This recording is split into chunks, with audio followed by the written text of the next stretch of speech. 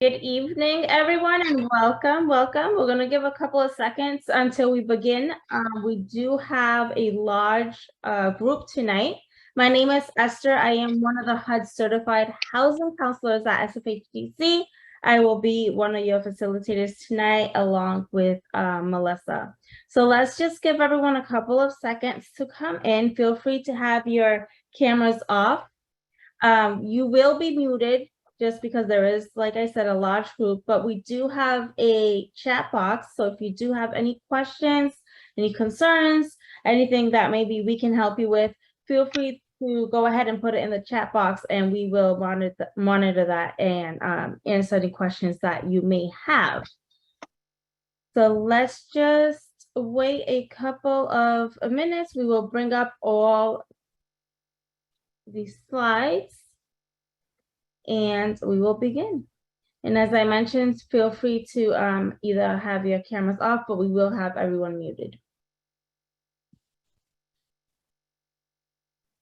And just to let you know, I do want to let everyone know that this will be recorded tonight. And the reason for that is because we want to make sure that we are able to go back and maybe if you missed anything, if you weren't able to take any notes, that you're able to actually go back to the presentation, the slides, and get any information you might have missed. Okay, so let's go and begin. Everyone else can join us. This is Home Ownership SF Education and Opportunity, San Francisco Affordable Rentals. So we are going to be focused on speaking topics about rentals. Okay, it's going to be presented by Melissa Cardoza, and she is with the Mayor's Office of Housing and Community Development, along with myself, Esther Baez, as I mentioned, and I work for San Francisco Housing Development Agency, or SFHDC, as in the bottom. Next slide, please. We do have some interpreters tonight. With us is Marcy, along with Tam, and they will be adding instructions in the chat box on how you can join into the interpretation portion if you do need that. I myself, as I mentioned, I speak Spanish, but I will be speaking English tonight. If you do have any questions and you feel like you're more comfortable with asking any questions and you do want to reach out to a housing counselor, feel free to email me as well at esther.baez@sfhdc.org. Next slide. I'm sorry to interrupt. This is one of your interpreters.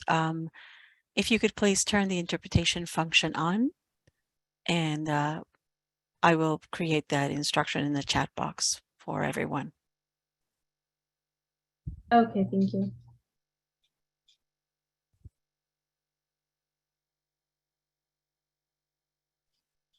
All right, and I believe it is on now.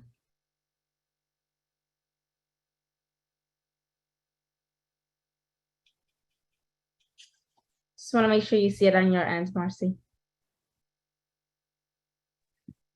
No, I'm not assigned at the moment. Let's see. I apologize. So I do see it says English and Chinese. I'm not sure exactly how to add the other one. Give me a moment. One moment. I apologize.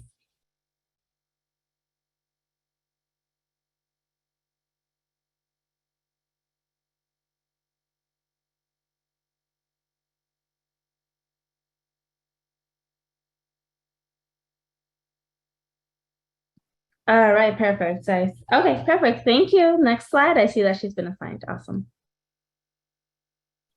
So this is the thing when it comes to the Zoom world. Okay, so Home Ownership SF member agencies, we are a coalition of 5 San Francisco-based housing counseling agencies. Asian Inc. is one of them, Balance, San Francisco LGBT Center, Meta, and SFHDC. Next slide.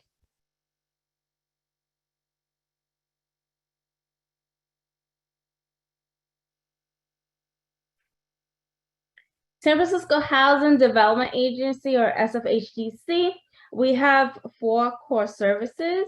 Our core services are financial empowerment. Our mission is to raise the consciousness and financial literacy of underserved residents in order. Microphone. It says mute. If everyone could please mute themselves. They want you to mute it. Isn't that muted? Okay, thank you. So we do have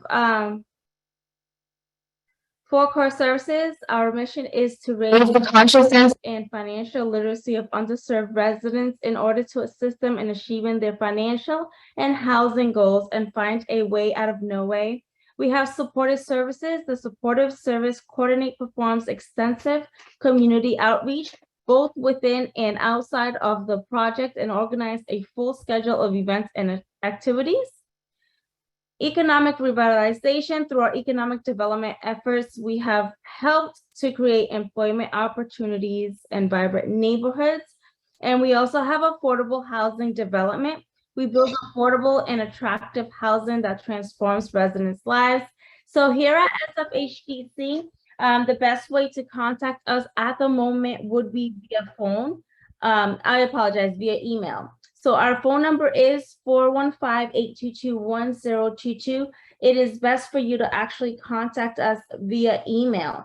Here is our website, and when you go to our website, you will see that we have a email, and the email is fecstaff@sfhdc.org. I can go ahead and drop that in the chat box since we don't have it up here. We are currently still working hybrid, so we are in person as well as taking our clients via Zoom for the people that prefer to do it via Zoom. I myself do both, but we do have a HUD certified counselor every day of the week in the office. We do try to start taking in-persons, and we are making sure that everyone wears their mask, and we are following protocol in order to maintain everyone in a healthy environment.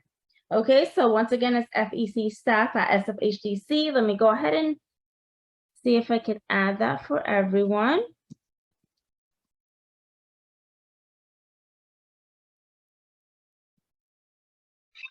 That is our email. Okay, next slide, please.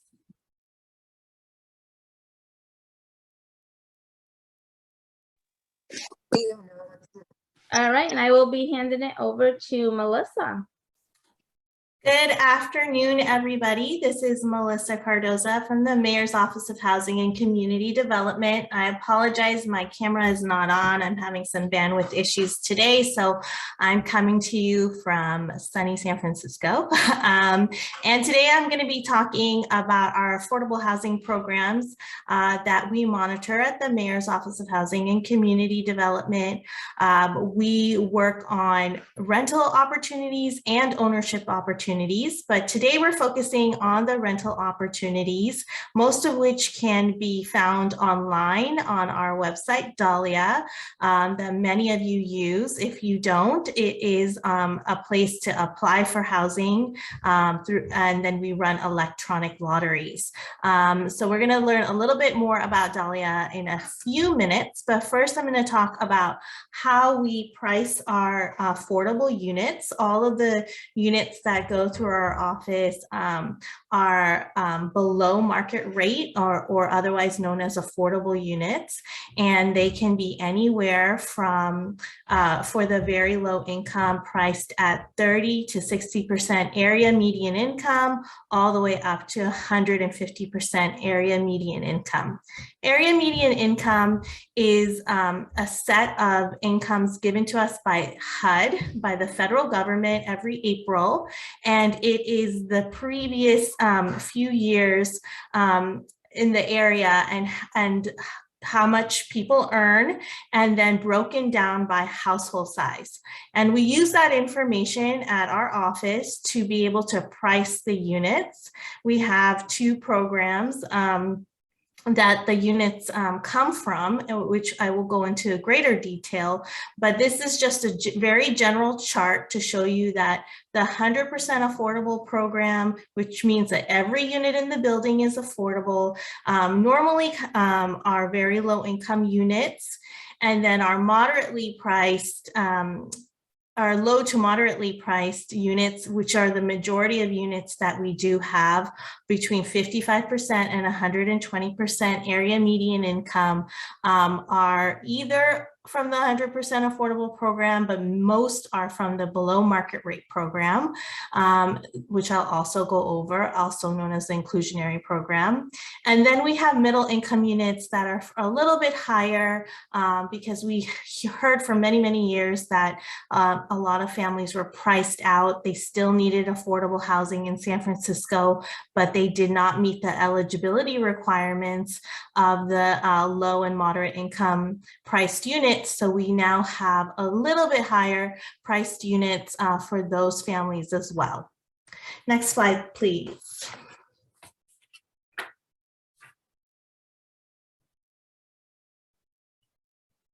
Great, so here is our 2022 area median income chart. This is just an example. Really, it has every single AMI on the full chart and every single household size, I think all the way up to 10. But here is an example of the maximum gross income that a household would have and what your area median income would correlate to. So for instance, if you were a two-person household and you made around $60,000 a year, you would be priced at about 55% AMI. And that's how you figure out your eligibility. And when we have those units up on our website, they will say 50% AMI or 80% AMI or whatever the AMI might be. And as long as you make less than the area median income, you would be able to be eligible for those units. Okay, great. So this is just an example. These are the actual AMIs for 2022, but we've only included 6 of the AMIs just to show you. On our website for the Mayor's Office of Housing and Community Development, you can see all the other AMIs to help you see what units you would be eligible for. Moving on.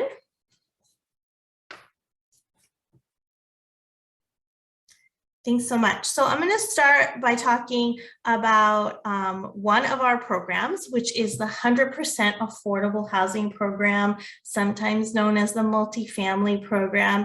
And this is where all the units in the building are affordable. There are no market rate units in the building, and they are developed by local nonprofits here in San Francisco with help from agencies such as our office, the Mayor's Office of Housing, or our sister office, the Office of Community Investment and Infrastructure, OCII, or the state or the federal government. And these buildings have specific eligibility rules for those units. They tend to be lower AMIs.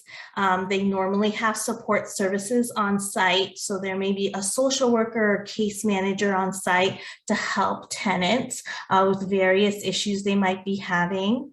They sometimes are specialized for seniors or other communities, such as transitional age youth, young adults moving out of the foster care system, family housing. They may have childcare on site and other services for their tenants.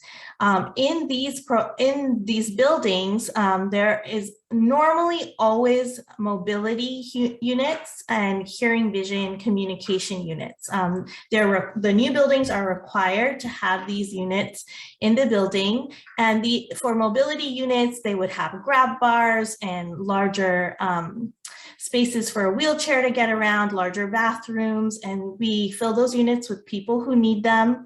And for the hearing and vision units, they would have strobe lights, flashing lights, and bells to help people with various impairments, communication impairments, to be able to get around in their unit and feel comfortable in their unit. So in our 100% affordable buildings, there's normally about 14% of the units set aside for accessibility features. Moving on. The other program that we have is often known as the BMR program, or the below market rate program, sometimes known as the inclusionary program. And this is where market rate buildings in San Francisco, so luxury towers, townhomes, things of that nature, new buildings being built, have a set aside of units that are affordable. And there can be any percentage. We have some buildings that are 50% affordable, and some buildings where there's only 10% of the units are affordable. It just depends on the restrictions as they're being coming into our planning department in San Francisco. But we also market these units on Dahlia, and these units are priced generally between 55% AMI and 120% AMI. So they're always below market rate. They're always going to be below the market rate units in that building. And they generally have a lot of amenities. Sometimes there's a pool, but there's sometimes, gyms are very common, and community areas for working on site, and normally have quite a lot of amenities. New appliances, washer dryers in those units. And so there's no difference between those units and the market rate units in the building. They're meant to look and be exactly the same, as close as possible. And we do those tours to make sure that that is true. So that's the other program that also has affordable units in the building. Next slide, please. So all of the affordable units that I just discussed from the 100% affordable program and from the BMR program consists of studios, 1, 2, and 3 bedroom units. Last year I had a 4-bedroom unit, which was very exciting, but that's very, very rare. Most of the units are studios, 1s, 2s, and 3s. And they're all selected through the lottery. We have virtual lotteries almost every day for the different buildings that we're marketing, that are accepting applications. All of the units have lottery preferences. So we have a ordinance with all of our preferences, which we're going to be going over in a little bit. But the preferences are applied to the virtual lottery, and we run those in a meeting, sort of just like this, a virtual meeting where the lottery is electronically run, and then the results are available immediately to the public on our website, Dahlia. All of the affordable units accept rental subsidies and Section 8 vouchers. They're always below market rate, which I already went through. They do not allow any subletting or short-term rentals, no Airbnb. That has to be your main residence. And your only residence, really. And they do require annual income recertification every year. You don't have to re-qualify to live in the unit where you have to submit all documentation, but you do have to submit some income documentation to make sure that you're still eligible for the affordable unit. Okay, next slide, please. Okay, so for eligibility, after the lottery is run, and if you do well in your lottery ranking, you'll be contacted by our leasing agents that work at the building site. It's not our office, it's the actual building. They will contact you, and they will collect income and asset information. They will make sure that you meet the household size for the apartment that's available. So it's generally for a 1-bedroom apartment, for a studio, it would be a 1 to 2 person occupancy. For a 1-bedroom, it's 1 to 3 person occupancy. for a 2-bedroom is 2 to 5 person occupancy, and for a 3-bedroom, it's 3 to 7 person occupancy.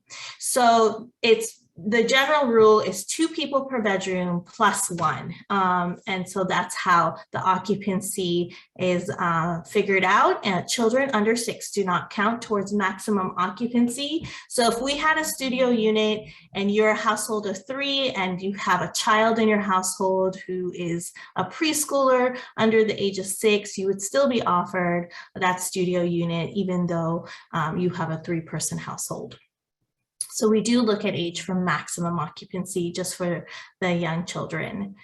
Every building has a building selection criteria, sometimes known as a resident selection criteria, that's always linked towards the middle of the listing in Dahlia. It will include the minimum income. The minimum income is generally 2 times the rent. That's how much you need to earn monthly to be eligible for the unit. It will have the credit standard and the generally also the rental history standard, which would cover eviction.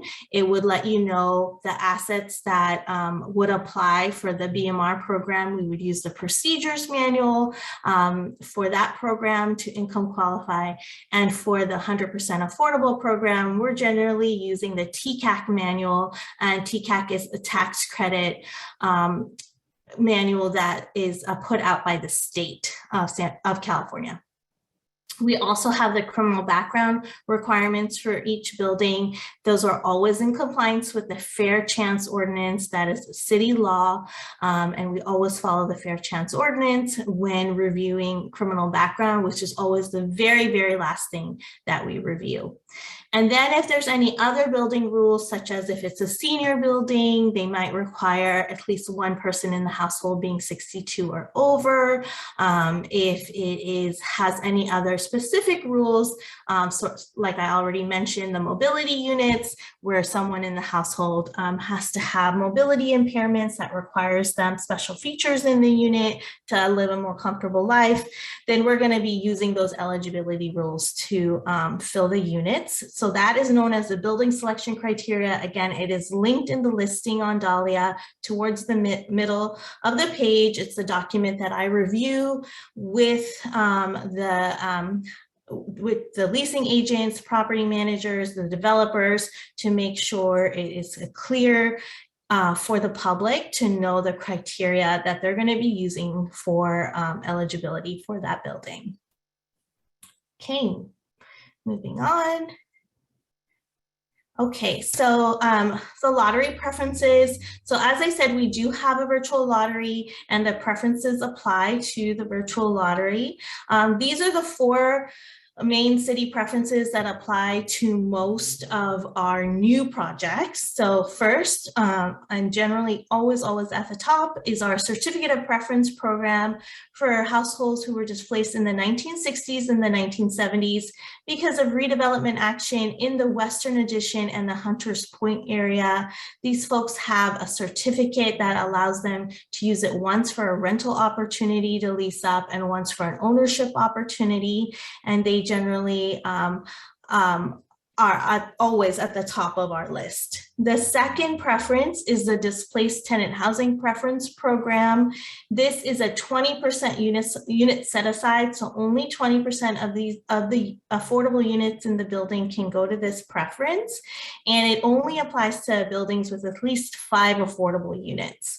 The subcategories for displaced tenant are people who have had an Ellis Act eviction, an owner move-in eviction, a fire that has displaced them, or have their affordable restrictions on their unit, making their unit affordable, have expired. And so the current unit that they're in is no longer affordable to them. And those are the 4 subcategories for displaced tenant. They also have a certificate, and they can only use that certificate 1 time for either a rental or an ownership opportunity. The third preference is neighborhood resident housing preference. It is generally a 40% unit set aside, and it only applies to new buildings where there is at least 5 affordable housing units in the building. Neighborhood preference is for the supervisory district that the building is in would apply. So if the building was downtown, let's say it was south of Market, it would be District 6, and then also a half mile around the project. So District 6 plus an additional half mile around the project. So in case there were other districts that people lived in the neighborhood, lived nearby, then they would also be eligible for neighborhood preference. And you don't have to do anything specific to let us know that you have neighborhood preference. If you're applying in Dahlia, the site actually geocodes or checks your address, your resident address, and as long as you live in the neighborhood and you can provide proof that you live there, then you're given that preference. The last preference is the live or work in San Francisco preference. It's for applicants who either live or work here in San Francisco.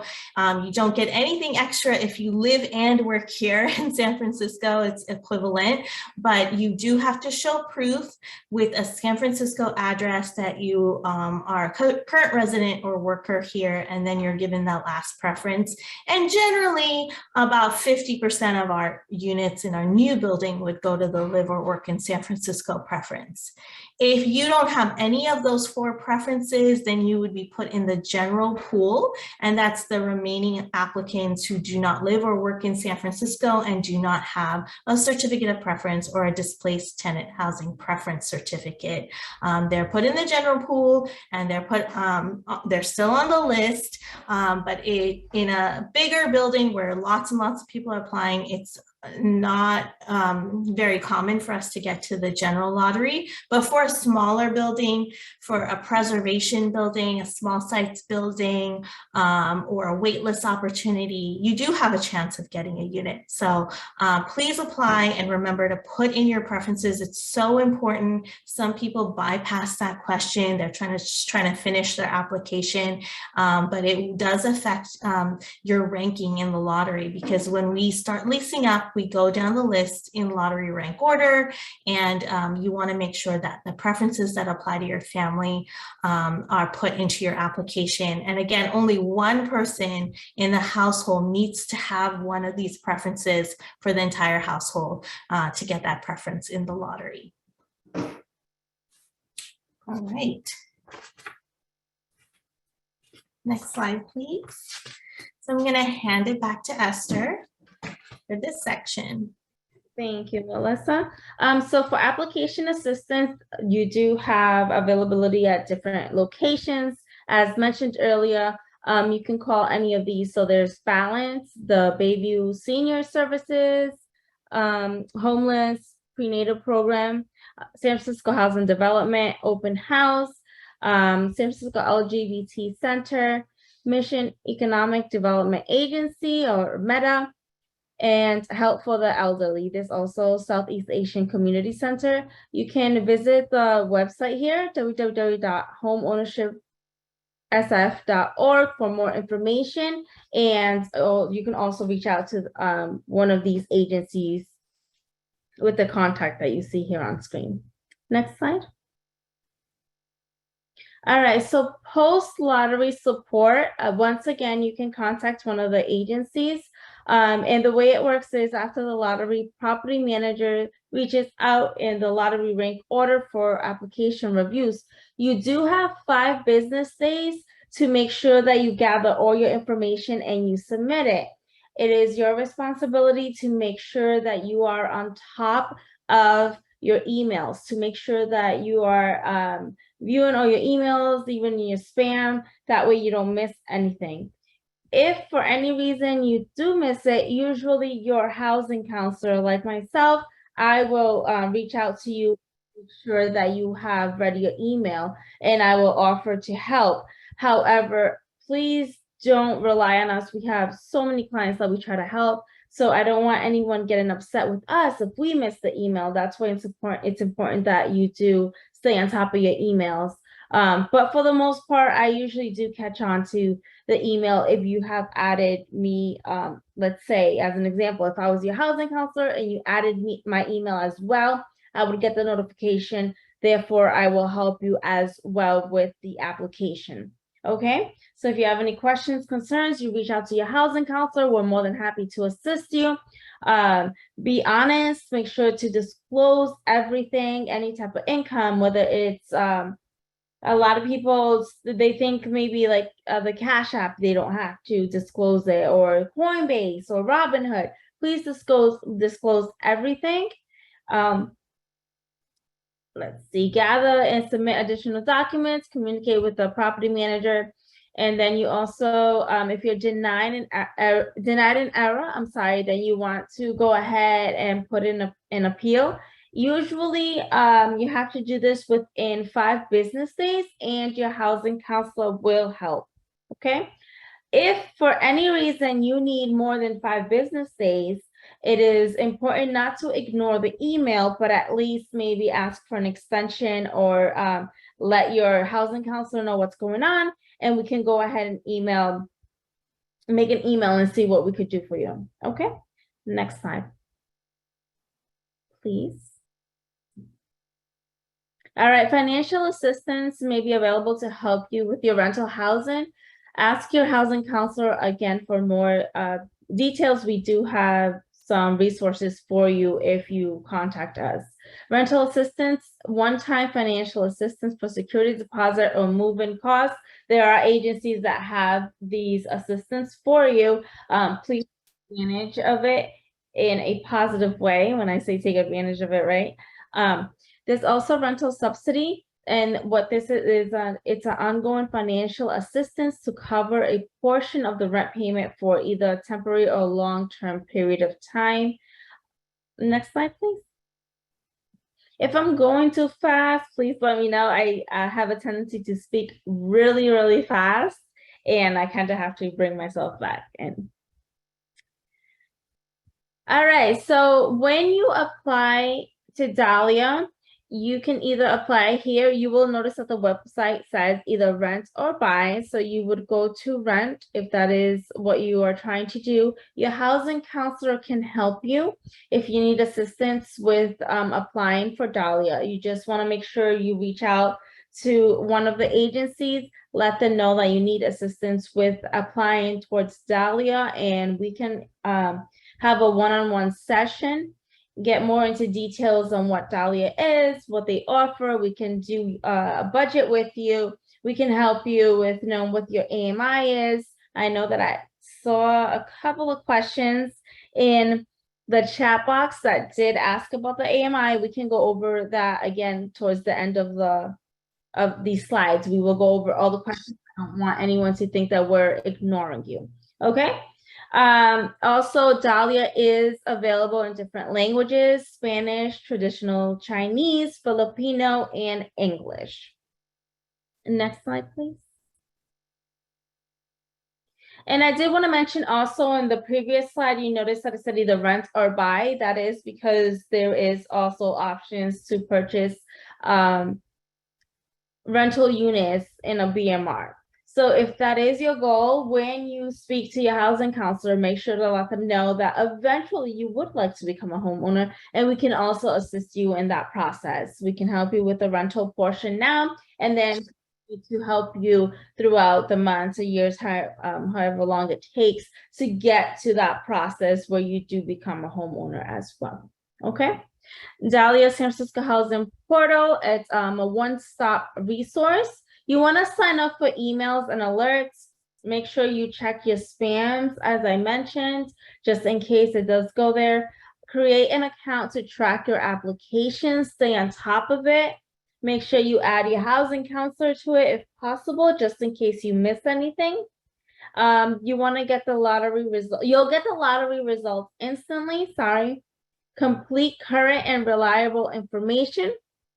You can also apply from your smartphone. And it is a multilingual function. As I mentioned, there is traditional Chinese, English, Spanish, and Filipino. Next slide.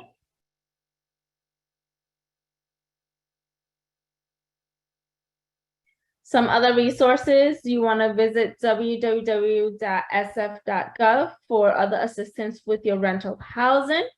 You can find help if you have received a threat of eviction or a notice from your landlord. So please do not try to handle this on your own. If you have gotten a notice or your landlord is trying to evict you, they're putting a lot of pressure, you're going to stress out, please contact one of the agencies. We will be more than happy to take a look at what's going on. And if we feel like, I don't want to say that it's out of our control, but if we feel like you need some legal help, then we can also go ahead and lead you in that direction, get you help that way. But do not pack up your stuff and leave, because you will lose by default. Make sure to contact one of us, one of the housing counselors. That's why we're here, and we will help you. Okay, so there is some free legal aid and conflict resolutions. Most of the times, all you need is a mediator. So one of the housing counselors can potentially contact the property manager or the landlord to see what's going on. Once they know that you're trying to get help, it's not that you're ignoring whatever situation is going on. Most likely, property managers and landlords are willing to help and work out the situation. Next slide, please. All right, so Resource Fair and Help Center this Saturday, October 1st. It's going to be from 11 to 2 p.m. So please make sure to take advantage of this. There you can actually meet some more housing counselors. Some of the agencies will be there. We'll have flyers, resources. You'll have a little bit of time to maybe speak to someone one-on-one, and we can go ahead and sign you up for a either a Zoom counseling session or in-person counseling session. It's up to your preference. We are available at the moment. We're doing both. We have wonderful workshops. So all of our agencies have different types of workshops. For the most part, if I'm not mistaken, they are free. The ones on my agency anyways, I believe they are free. I don't think any other ones charge, but I don't want to say something and be wrong. So please take advantage. There's credit workshops, there's rental workshops, pre-purchase workshops, take advantage of those. But this one is a must. So if you have time on Saturday, please feel free to go ahead and visit us and have a conversation and get some resources so we can help with your housing situation. So I believe this is the last slide. Let's go on to the next one and see. It is the last slide. So if we have any questions, we're going to go ahead and open up the chat box. Go questions. Melissa, if you don't mind helping me with that, I will appreciate it. Sure, I'd be happy to. Let's see. Okay.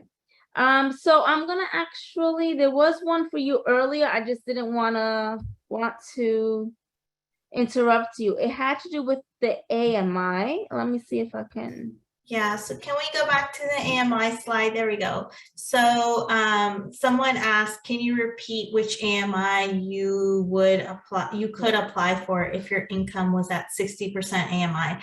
So if you're at 60% AMI, it's great that you know that about your household. You could apply to any unit that is priced at less than 60% AMI. As long as it's not over, you would be eligible for those units, and if you also meet the minimum income. So most of the below market rate units are at 55% AMI, so that's a great a great place to start. Okay, perfect. Thank you. I do see a question here that says, how do we get a housing counselor? So to get a housing counselor, you will contact one of the agencies, let them know that you need a housing counselor, that you attended the session and that you need a housing counselor, and one of our admins will actually send you the following steps to what you need to do. We will send you some information on documents that we need. You will fill out a budget, and the reason for why we ask all this is because we want to actually do a one-on-one, see what your financial status is, see what your AMI is, and then we can go from there on the one-on-one housing session. Let's see what else. Do we get to choose what number of rooms you get if you are picked during the lottery? So correct me if I'm wrong, Melissa, it is, if you are a one-person household, so let's say it's just yourself and you need a unit, then it will be either a studio or one bedroom. However, Yeah. right? Okay, Correct. Yeah. So unit selection first, we look at occupancy, and second, we look at lottery rank order. So if you really, really, really want a 3-bedroom, that is your dream, you need a 3-bedroom, but you are, a household of 4, and by the time they get to you, all the 3 bedrooms are gone, you're going to be offered a smaller set of 2-bedroom unit, which takes 2 to 5 people can go into a 2-bedroom. So it just depends on where we are on the lottery list, but your occupancy is also really important as well. So if you're a 1-person household and you do not need a reasonable accommodation, you do not need 2 units for health reasons, then you're only going to be offered a studio or a 1-bedroom. However, if you do have a health issue and you want to file a reasonable accommodation and you need a second room for a caregiver or for your medical equipment, then the developer will look at that to determine if they have enough information to offer you a 2-bedroom unit. Thank you, Melissa. There is a question here. I'm a little confused with this one. If you can help me out. It says, if it says the amount needs to be paid with application, does that payment is required to be considered for the lottery? I apologize, I'm not understanding. Yeah. So no, never ever pay for a lottery application. I recently found out that a agency in San Francisco was charging applicants to apply for the lottery. That is a big no-no, and we quashed that pretty quickly. But please never ever pay for any sort of lottery application. The lottery is free to the public. We want everybody to apply. If you need help, we have all these amazing, great free resources up on our screen right now. And then after the lottery, there's sometimes a fee to run a credit check and a criminal background check. So that is what the fee is, and it's always post-lottery. And it's only when they run the credit and criminal background check when they charge that fee. Okay, thank you. I have applied for several listings for the past few years. Do you stay on the list, or do you reach out to let the person know they were not accepted? So it depends. If it is 100% affordable building, they are wait lists. So even after we fill the available units, sometimes there's 100 units, we fill those units, then we will put the next 500 people on the wait list, or whatever the wait list maximum is for that building. And so you could still be on the list, and you're just, when there's a vacancy, they will go to that wait list. So that's for a wait list project. All the 100% affordable projects have wait lists. For the below market rate projects or the inclusionary buildings, in market rate buildings, they do not have a wait list. That's just the way that law was written, and that's how the planning code applies to those units. So once the units are filled, that's the end of the road for that lottery list. And every time there's a re-rental, there's a new lottery for that available unit. So that's how that works. If you are not sure if you are on a wait list or not, please contact the developer for that building, or the nonprofit provider for that building, and they can look and check. They normally have a compliance team, a waitlist management team that can look it up for you. Thank you. And then it says, what if you apply and you are found eligible, but your income goes up the following year? Yeah, so there is recertification every year, and it would be just horrible if we were evicting people because they were thriving in their new unit. So we, don't want to do that to anybody. So the recertification AMI is always much higher than the initial AMI to get into the unit. We want families to do well in their units. We want them to thrive, and then hopefully move on to an affordable ownership unit. So that's really a great, we love to see families get into an affordable rental unit, save up, and then move on to an affordable ownership unit. And so, yes, so we're not going to get evicted if you're in an affordable unit, but they will we'll check on your finances to see how you're doing. And in some cases, your rent may be adjusted, but not always. Thank you. How much assets can you have and still qualify? That's a really challenging question. It depends on the program. There's different rules for the BMR program and the 100% affordable program, which generally uses HUD rules, federal rules, or the TCAC rules for the state. So it really depends on the unit, and that's the best thing to do. Is if you win the lottery, is to really talk to the leasing agent, and they can explain those rules to you. They're extremely complicated because there's so many different types of assets. So it's hard for me to just kind of rattle it off right now, but I would say I would refer you to the leasing agent for that building. Perfect. Is there a limit on the BMRs? Is there a term limit on the BMR? To live in as a tenant? No, there isn't. There's a couple of questions that are repeated, so I'm trying to. Okay, let's see.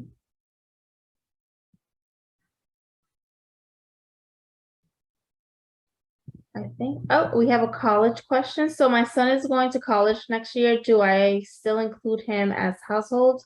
He will be coming back on breaks and other times, but not really living there. You want to include anybody who's going to be on the lease.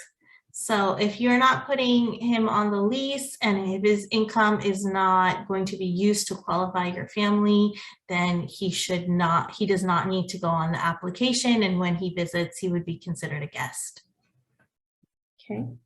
I have applied for several listings for the past few years. Do you stay on the list or do you reach out to let the person know they were not accepted? How long can you be on the wait list? So I think I answered this question, but how long can you be on the wait list? It really depends if there's a specific rule for the building, but when we refresh the wait list, when we add more people, what I do is take the old wait list and just put it on the top of the new wait list. So there really shouldn't be anybody being disqualified because the wait list is really old or something like that. We want to try to get to every family if they're on the wait list. Will someone be able to help me on October 1st? I applied for rental assistance through sf.gov a while ago. I chose Eviction Defense Agency as my agency. I haven't heard anything back and called. Yes, why won't you go to, you can go on October 1st and ask to speak to a housing counselor, or you can contact one of the housing counselors for the agency that I had mentioned, and we can go more into details in your situation. Yeah, if you're waiting to hear back related to an eviction or a tenancy issue and you have not heard back, please contact the housing counselor and they can mediate for you. That's a great word. Housing counselors are amazing mediators and they can help you get the help that you need, or you can come to the workshops or to the expo, I should say, on Saturday and talk to someone then too. And feel free, guys, feel free to ask questions as So there's a question about Section 8. So this is This is the Mayor's Office of Housing and Community Development. I know that everyone always asks about Section 8, but we are not in control of Section 8. That's the San Francisco Housing Authority, so we just don't know.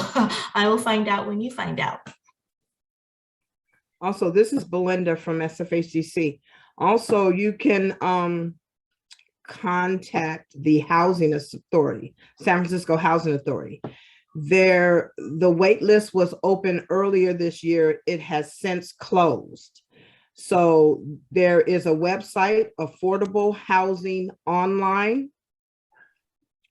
Again, Affordable Housing Online, I believe it's .com. And that will give you a listing of any municipality, so city or county, that has an open Section 8 wait list. So it'll give you, even if it's open in Austin, Texas, it'll tell you we have an open listing. So for example, I think there's listing open in Reading right now. A month ago, it was San Mateo. So if you check that website, that's where you get your Section 8 information. Thank you, Belinda. All right, so I did see the questions are coming in so fast when I'm trying to read one, then it just. Yeah, so there's a question about first come, first serve that I'd love to answer. So first come, first served, we do have a few rental projects or rental buildings that are first come, first serve. There are single room occupancy, otherwise known as SRO buildings, and you need to contact the developer directly. So currently it's Chinatown Community Development has a couple of buildings. They have Swiss American, the Clayton, and William Penn, and then Tenderloin Neighborhood Development Corporation, TNDC, has a building, Civic Center Residence and Civic Center, that are accepting applications on site. So they are not on Dahlia, they are not on housing.sfgov.org, which is where the lottery applications are. So for the rental program, you need to go directly to either CCDC or TNDC for those units. They are not family units, they're just SRO units. Thank you. I don't think I see any other questions. Oh, retirement accounts considered an asset.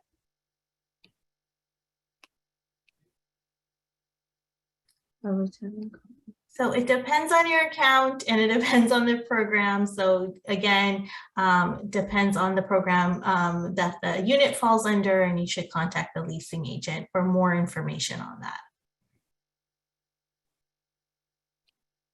And I think that's it. Okay, yeah, there's a question about Park Merced. I do not know the answer, but I'm very curious, so I'll look into that. Oh, there's more coming in now. If you don't have any luck in the lotteries, there are other opportunities for affordable apartments.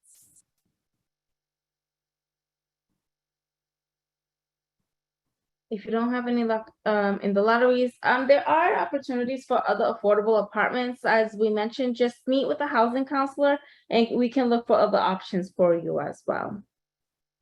Yeah, and for the lotteries, don't give up hope. Apply for everything you're eligible for. I know it takes a lot of persistence to keep applying, but please do. On our team, we like to say you have to be in it to win it. You have to apply to win.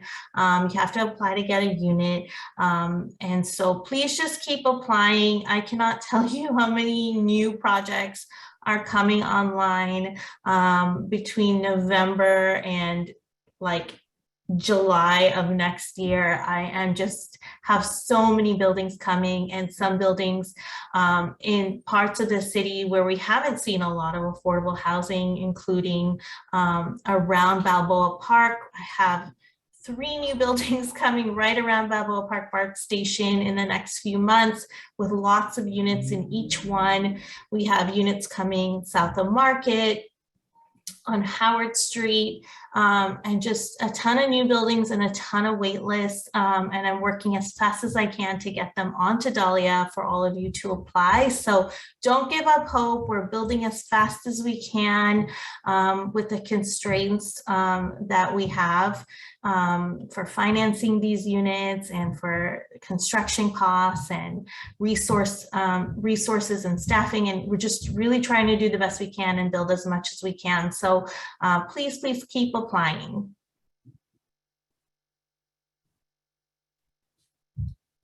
I did see a question. They're coming in so fast. How do you decide which agency you go with for a housing counselor? There are so many. So that's totally up to you. You might want to go to the websites, just see, learn a little bit more about each agency, and then go with the one that makes you feel more comfortable with. And just call them, speak to them, email them, and go with whoever you feel you're more comfortable with. I would also say that if you have a specific situation that you're going through with your household, to contact Homeownership SF. They will triage your situation. They'll look at everything, talk to you, and then refer you to an agency that might best fit your needs, whether it's in your neighborhood or close by, or whether it has a service that can best help you. So if when in doubt, you can contact Homeownership SF for sure. But and there they are, there's their website. Otherwise, yeah, look at all of the different housing counselors and just choose one that you feel most comfortable going to. Most people choose the one in their neighborhood or that has the language access that they need for their families. Are we able to get contact information for the counselors in this Zoom meeting? Yes. Are they going to get they'll get access to the slides, correct? The recording. So they can have all the information, like when it comes to the phone numbers, if they didn't get a chance to write it down.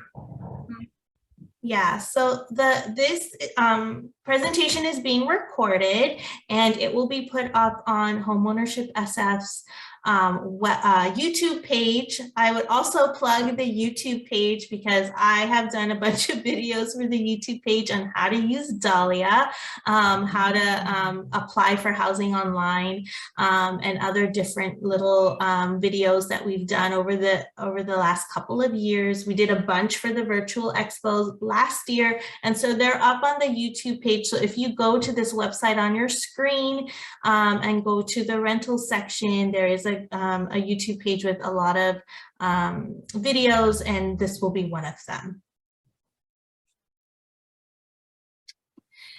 So we have a question, does denying apartments, so withdrawing your application from one specific lottery affect the next lottery? No, every lottery is separate. You can apply for every single lottery only one time. Do not submit a duplicate application for any one lottery, but you can apply for any lottery you want, and your past history on your lottery applications and your rankings will not affect your future lottery rankings.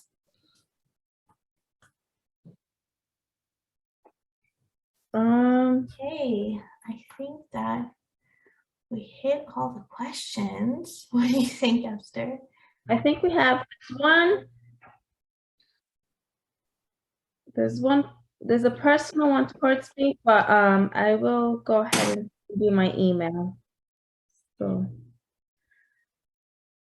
I think that's it. I don't see any other Well, ones. I will be at the expo, so come by and say hi. I'm Melissa, and I will be at the Mayor's Office of Housing and Community Development's table. My entire staff, all of us will be there. There's about 20 of us, and we will all be at the expo answering questions. So especially if you have a personal question that you did not want to share in the chat, or you need some guidance, definitely come down to the expo. Expo, or you can contact Homeownership SF. And if it is a question best for a housing counselor, they will direct it to a housing counselor. And if it's best for our office, they'll direct it to us and we will contact you back. Correct. I think that's it with the questions. All right, great. Well, thank you everybody for coming. I'm so happy you joined us today and hopefully you got some good information.